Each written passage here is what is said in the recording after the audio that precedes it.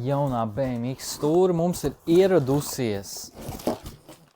Gan arī tev trāpīja. Un ir ļoti daudz labu lietu, kas ir šai jaunajai stūrai salīdzinājumā ar vecajām. Paņēmu atkal chromētu, jo tāds būs tas stils ričukam, bet ļoti interesanti ir tas, ka es šoreiz paņēmu street stūru, nevis park stūru. Un tur pa lielam atšķirību, ko es internetā esmu redzējis, ir ģeometrijā, bet lielākā ir tas, ka street stūrs ir šaurāks.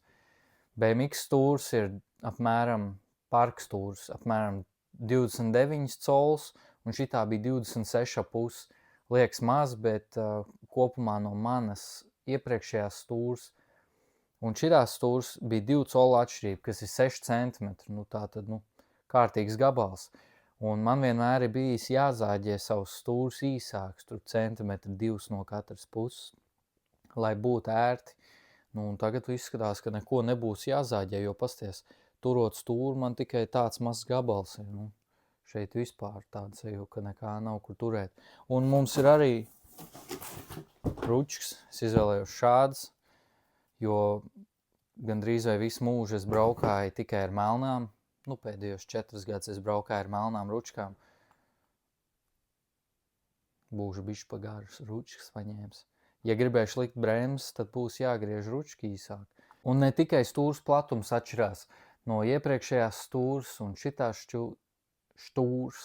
Atšķirība ir tāda, ka šai stūrei ir šāds leņķis, un tas ir 2 grādus zemāks nekā iepriekšējai, ļoti nianses maz. Un arī šis grāds ir 2 grādus uz aizmuguru vai 1 grādu uz aizmuguru vairāk. Līdz ar to es varu tā tuvāk un zemāk, un tad iespējams, nevis iespējams, bet būs atšķirība.